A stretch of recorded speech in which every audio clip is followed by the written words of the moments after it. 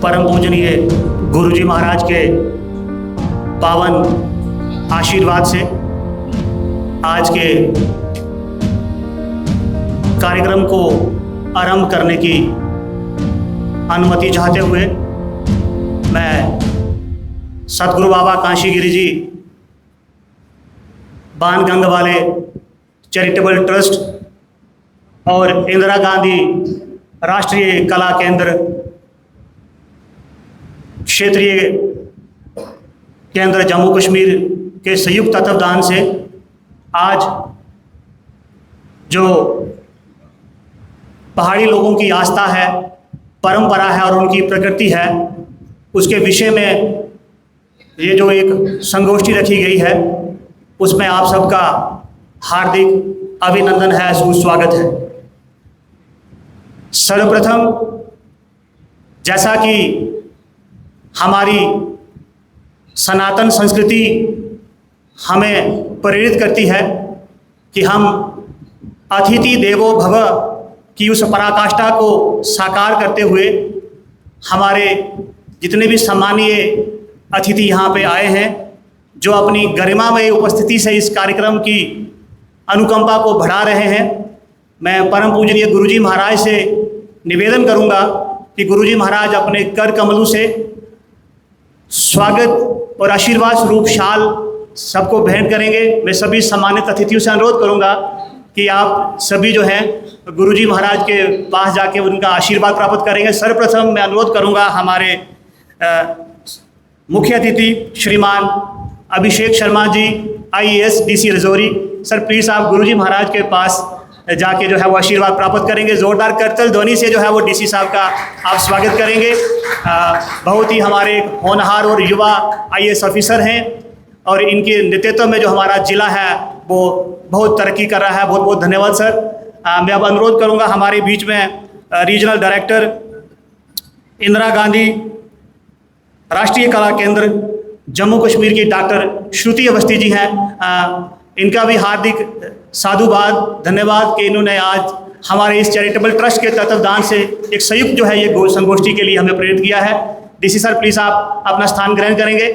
Ma'am आप ही अपना स्थान ग्रहण करेंगे। मैं अनुरोध करूंगा हमारे बीच में डॉक्टर अली अकबर शाह जी बैठे हैं, असिस्टेंट प्रोफेसर दिल्ली विश्वविद्यालय जी, जिनकी अध्यक्षता में जो हम आज कार्यक्रम करेंगे। डॉक्टर साहब आप भी जो गुरुजी महाराज से अपना आशीर्वाद भेंट स्वीकार करेंगे। हमारे बीच में यहाँ पे एक हमारी बहुत ही फेमस सोशल एक्टिविस्ट रोमी शर्मा जी बैठी हुई हैं। इनका भी जो कार्य है वो एक मील का पत्थर है। इन्होंने आर पार के लोगों के दिलों को मिलाने में बहुत बड़ा योगदान दिया है। गुरुजी महाराज से आशीर्वाद प्राप्त करते हुए मैं अंतोगतवा अनुरोध करूंगा हमारे बीच में श्रीमान ब्रजेश कुमार झा जी बैठे हैं। आप भी गुरुजी महाराज से जो है वो आशीर्वाद जो है वो स्वीकार करेंगे। जोरदार तालियों से ब्रजेश कुमार झा का भी हम अभिनंदन करेंगे। पत्रकार हैं ये, और क्या पत्रकार हैं ये हम आने वाले समय में देखेंगे। बहुत बहुत धन्यवाद आप सभी का। कार्यक्रम को आरंभ करते हुए मैं सर्वप्रथम आमंत्रित करूंगा श्रीमती श्रुति अवस्थी जी से, जो क्षेत्रीय निर्देशक हैं इंदिरा गांधी राष्ट्रीय कला केंद्र जम्मू कश्मीर की। मैम आप मंच पे आएँ और जो विषय है उसकी प्रस्तुति और आपकी आगामी योजनाएं, आपकी सारी जो पराकाष्ठाएं हैं वो हम सबके बीच में साझा करें। जोरदार तालियों से जो है वो मैम का वेलकम करेंगे।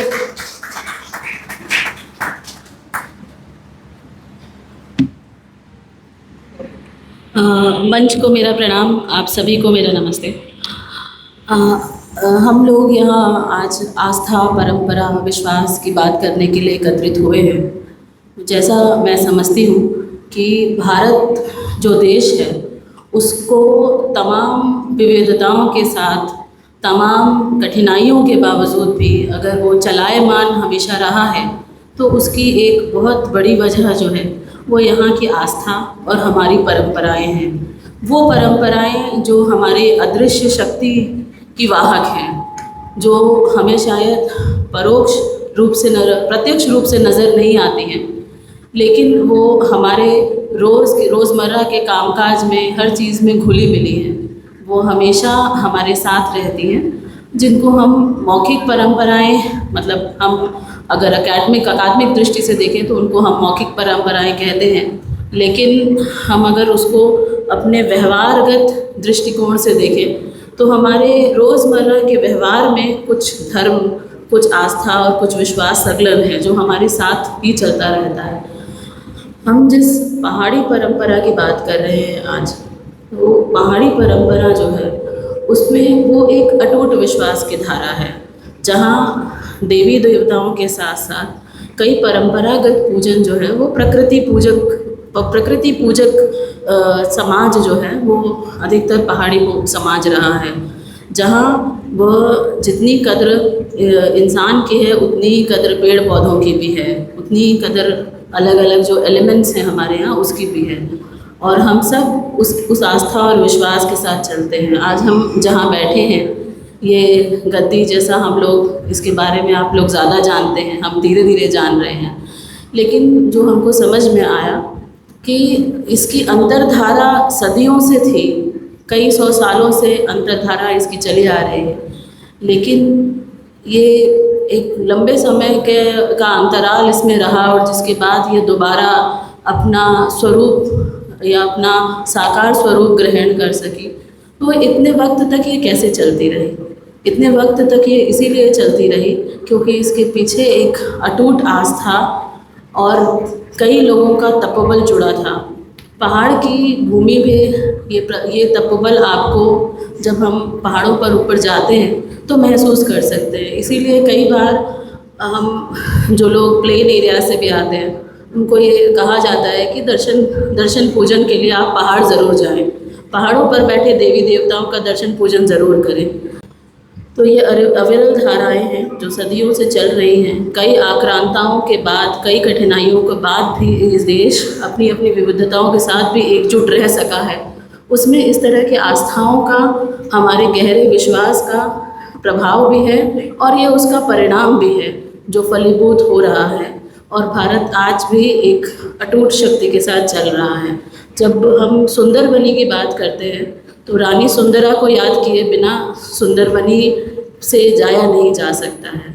आप सब शायद रानी सुंदरा से अवगत होंगे, लेकिन उनकी कहानियाँ अभिभूत करने वाली हैं। वो यहाँ के ओरल कल्चर, ओरल हिस्ट्री में तो हैं, लेकिन बाहर उनको कोई नहीं जानता है। अब जैसा अभी विनोद जी ने कहा कि मैं आपको अपने आगामी कार्यों के बारे में बताऊंगी, तो इंदिरा गांधी राष्ट्रीय कला केंद्र का जो मुख्य काम है वो यही है, इंटेंजिबल हेरिटेज को प्रिजर्व करना, उसको डॉक्यूमेंट करना और उसको लोगों तक पहुंचाना। और हम जम्मू कश्मीर में इस कार्य में धीरे धीरे आगे बढ़ रहे हैं और हमको आप सबका सहयोग भी मिल रहा है। तो हम लोग ये काम धीरे धीरे करेंगे। जम्मू कश्मीर में एक बड़ा ओरल ट्रेडिशन है, अलग अलग विविधताओं से भरा ओरल ट्रेडिशन है। यहाँ की आस्था बहुत अलग है। जब स्पिरिचुअलिटी की बात आती है तो अधिकतर कश्मीर की बात होती है, कश्मीरी शैविज़्म से जोड़ा जाता है।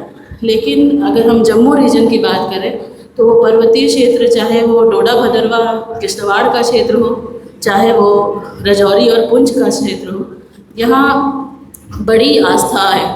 यहाँ पर जो परंपराएं हैं वो वहाँ से कम नहीं हैं। एक पूरी नाग परंपरा है, शिव की परंपरा है।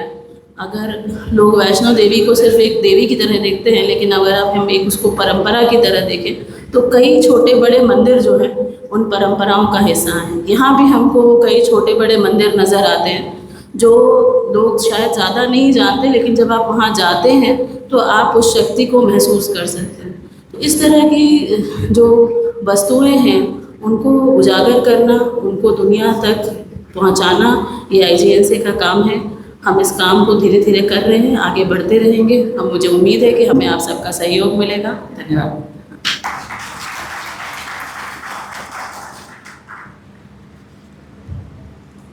बहुत बहुत धन्यवाद मैम।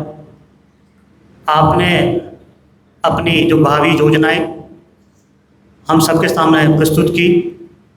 निस्संदेह ये एक बहुत बड़ी पराकाष्ठा है जब हम सत्यम शिवम सुंदरम के उस वैदिक मंत्र की ओर अग्रसर करते हैं।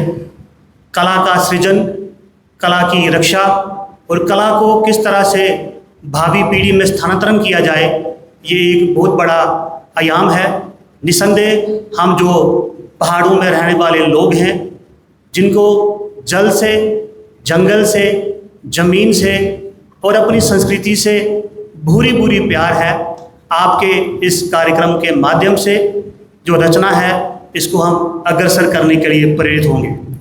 हमारे बीच में यहाँ पे डॉक्टर नितिन शर्मा जी जो सहायक प्राध्यापक हैं जम्मू विश्वविद्यालय के, वो भी पहुँचे हैं।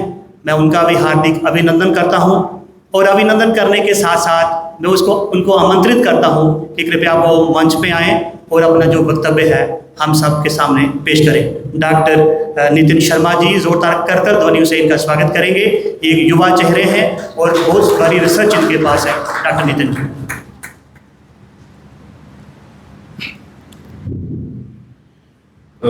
सभी को मेरा प्रणाम। खासकर गुरु जी की आशीर्वाद से मैं आपके साथ कुछ अपने विचार साझा करना चाहता हूँ।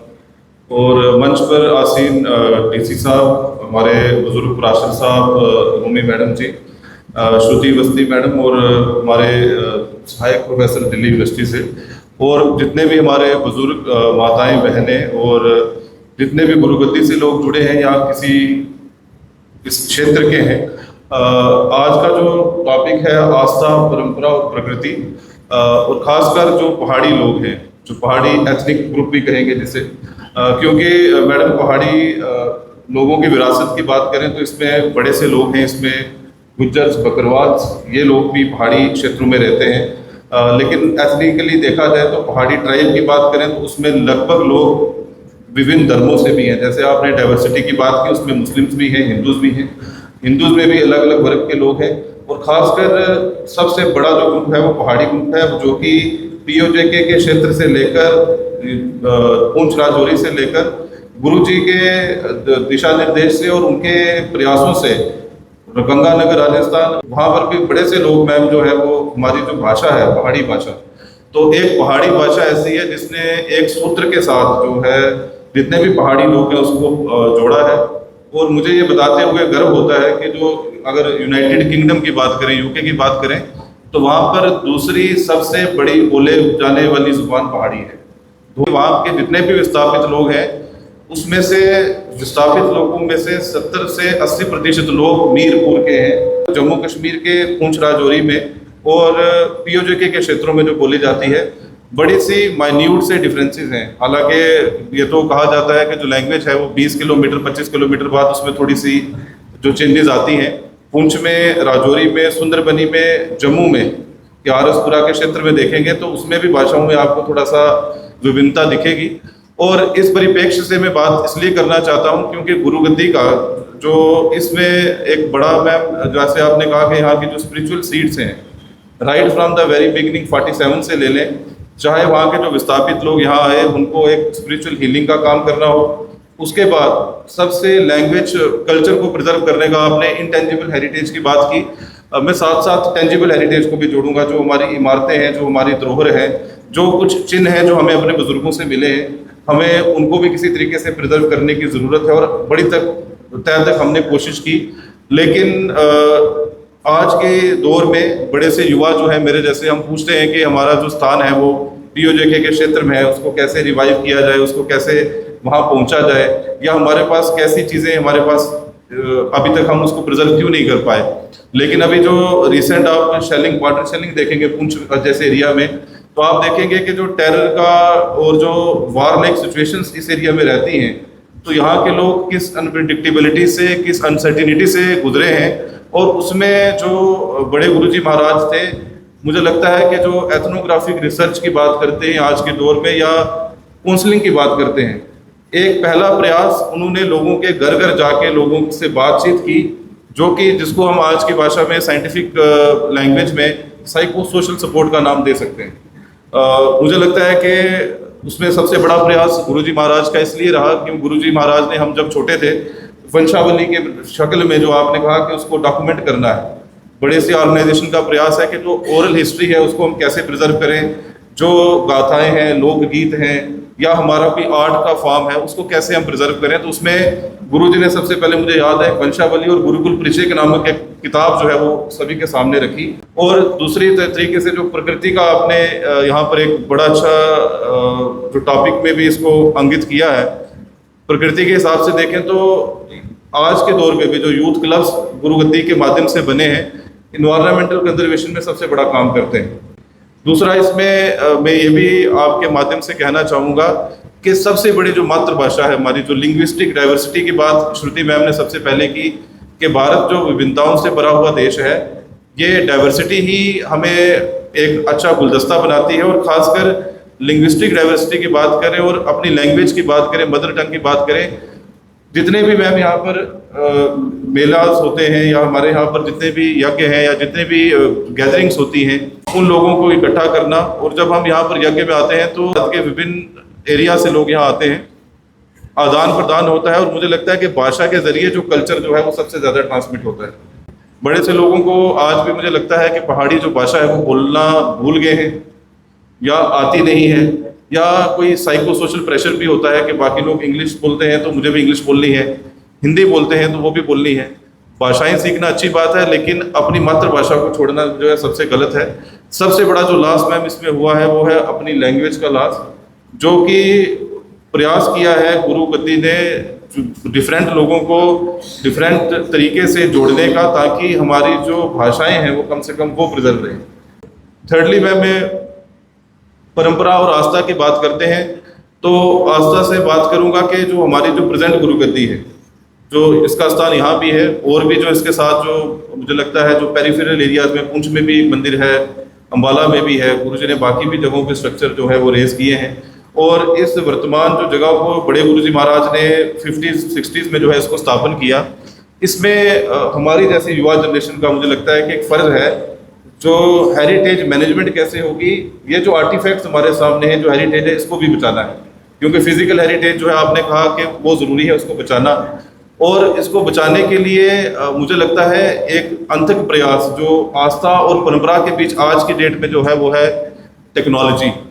और मैं पिछले लगभग 1 वर्ष से, मुझे लगता है कि शायद इससे पीछे भी जा सकते हैं, कि किस तरीके से जितनी भी यहाँ की वीडियोज़ हैं, चाहे वो ड्रोन से ली गई हैं, चाहे मोबाइल से ली गई हैं, चाहे यहाँ पर गुरुजी को प्रवचन करते हैं, वो सारी की सारी चीज़ें सभी के मोबाइल पे पहुँच रही हैं। और एक इम्पॉर्टेंट बात जो डिफरेंट स्टडीज से मिलती है वो है मैम एंसेस्ट्रल जो वेनरेशन है। हम अपने जो बुज़ुर्ग हैं उनको उनके जाने के बाद भी इज़्ज़त देते हैं। बड़ी सी जो फैमिलीज़ हैं यहाँ बैठी हैं, हमारे घरों में जब शादी है या कोई भी बड़ा त्यौहार होता है तो सबसे पहले हम कहते हैं कि जो अपने पितृ हैं बच्चे, उनके लिए जो प्रसाद बनाना है और उनको माथा टेकना है। और वो इस ऐसे डिसाइड होता है कि हम अपने पितरों को इसलिए मानते हैं क्योंकि कोड ऑफ कंडक्ट जो उन्होंने शुरू किया हम भी वही फॉलो करें। तो इस चीज़ को देखते हुए, चाहे आस्था, परंपरा और प्रकृति जो है, इनका एक समावेश है। और मेरा ये मानना है कि जो जितनी भी स्पिरिचुअल सीड्स हैं, गुरु गद्दी का जो ट्रेडिशन है, गुरु शिष्य परंपरा है, उसने उसको मजबूत करने में बहुत एक अहम रोल अपनाया है। और गुरुजी के साथ साथ मैं एक और इम्पॉर्टेंट बात रखना चाहता हूँ कि जो कम्युनिटी इंगेजमेंट है वो ज़रूरी है कल्चर को प्रिजर्व करने के लिए। और हम यही चाहेंगे कि हम अपने बच्चों को अपनी मदर टंग जो है वो भी सिखाएं, और उसके साथ साथ जो बाकी लैंग्वेजेस सिखानी है वो सिखाएं, क्योंकि मदर टंग सीखने से आदमी का जो स्पिरिचुअल क्वोशेंट या इमोशनल क्वोशेंट है वो बढ़ता है और आदमी अपने स्पिरिचुअल बिलीव्स के साथ ज़्यादा जुड़ता है। इसी के साथ और भी वक्ता बोलने वाले हैं, उनका ज़्यादा तजर्बा है। मैं आशा करता हूं कि हम उनको भी सुनेंगे और जो भी सजेशंस होंगी वो करेंगे। इसी के साथ बहुत बहुत धन्यवाद। जय गुरुदेव। धन्यवाद डॉक्टर नितिन जी, आपने बड़े ही विस्तृत रूप में पहाड़ी समुदाय की जो विशेषताएं हैं, हमारी जो कल्चरल लेगेसी है, उसको श्रोताओं के सामने प्रस्तुत किया। जैसा कि आपने अपने मुखारबिंद से बोला कि भारत विविधताओं का देश है और विविधताएं ही हमारी खूबसूरती हैं, और ये खूबसूरती जो है उसकी एक जो एक लड़ी है उसमें जो हमारा पहाड़ी क्षेत्र, हमारी पहाड़ी भाषाएं भी हैं। अब इसी संदर्भ को आगे बढ़ाने के लिए मैं मंच पे आमंत्रित करूंगा हमारे बीच में सामाजिक कार्यकर्ता, सोशल एक्टिविस्ट श्रीमती रोमी शर्मा जी बैठी हुई हैं। रोमी शर्मा जी किसी परिचय का मोहताज नहीं है। जैसा कि नितिन जी ने भी अपने मुखारबिंद से बोला कि बहुत सारे आर पार के दिलों को जोड़ने का इन्होंने कार्य किया हुआ है। जो बुज़ुर्ग 1947 में अपने उस पार वाली ज़मीन को छोड़ के आगे हुए थे, और शायद रोमी शर्मा जी के माध्यम से वो चीज़ें, वो सारी जो हमारी स्मृतियाँ थी, वो सबको देखने को मिली। मैं अनुरोध करूँगा रोमी शर्मा जी वो भी आएँ और अपने विचार मंच से शायद। रोमी शर्मा जी, जोरदार तालियों से जो है रोमी शर्मा जी का थैंक यू। सबसे पहले गुरु जी को मेरा सादर प्रणाम, उसके बाद बाकी यहाँ विराजमान, यहाँ पधारे अतिथिगणों को मेरा प्यार भरा नमस्कार। आज का जो हमारा विषय है आस्था, परंपरा और प्रकृति, जम्मू और कश्मीर के पर्वतीय लोगों की विरासत। हिमालयों के बीच बसा जम्मू कश्मीर, हमारा ये पर्वतीय क्षेत्र न केवल एक भौगोलिक चमत्कार है बल्कि सांस्कृतिक खजानों का एक आश्रय स्थल भी है। जम्मू कश्मीर की संस्कृति की ये यात्रा विविध परंपराओं, भावपूर्ण संगीत और स्वादिष्ट व्यंजनों से बुनी गई एक ताने बाने की खोज को आमंत्रित करती है। जीवंत उत्सवों से लेकर जटिल हस्तशिल्प तक प्रत्येक तत्व इस पर्वतीय क्षेत्र की स्थायी भावना को दर्शाता है। विभिन्न ऐतिहासिक और भू राजनीतिक कारणों द्वारा उत्पन्न चुनौतियों के बावजूद जम्मू कश्मीर पर्वतीय क्षेत्र के लोग अपनी परंपराओं को कायम रखते हैं, सदियों पुराने रीति रिवाजों को आगे बढ़ाते हैं और एकता की उल्लेखनीय भावना का प्रदर्शन करते हैं। चाहे पारंपरिक उत्सवों में शामिल होना हो, सांप्रदायिक समारोहों में हिस्सा लेना हो या अपने अपने धार्मिक अनुष्ठानों का पालन करना हो, जम्मू कश्मीर के लोग इस पर्वतीय क्षेत्र की सांस्कृतिक विरासत को संरक्षित रखने और उसे कायम रखने में महत्वपूर्ण भूमिका निभाते हैं। सदियों पुराने रीति रिवाजों से लेकर पीढ़ियों से चली आ रही रस्मों तक जम्मू कश्मीर के लोग परंपरा की भावनाओं को बनाए रखते हैं, जो उनके दैनिक जीवन के हर पहलू में व्याप्त है। एक सांस्कृतिक ताना बाना जो कि अतीत को वर्तमान के साथ जोड़ता है, ऐसी ही एक प्रिय परंपरा आतिथ्य का अनूठा रूप है, जहां मेहमानों को ईश्वर का रूप माना जाता है और उनके आराम और भलाई को सुनिश्चित करने के लिए कोई कसर नहीं छोड़ी जाती। अगर मैं अपने इस जम्मू के पर्वतीय क्षेत्र की बात करूं, आज यहाँ हम सब इकट्ठे हुए हैं, तो यहाँ का खाना जो पारंपरिक है, मक्की की रोटी, राजमा चावल, तिम्बरू की चटनी, छिट, मानिया जो कि भव्य दावतों में परिलक्षित होती हैं, जो कि एक बहुकोर्स पाक कला है। सबसे पहले आस्था की जब बात आती है, आस्था जो है वो आस्था, परंपरा और प्रकृति, ये वह त्रिवेणी है जो जम्मू कश्मीर के समाज की विरासत को जीवंत रखती है। विशेष रूप से पीर पंजाल क्षेत्र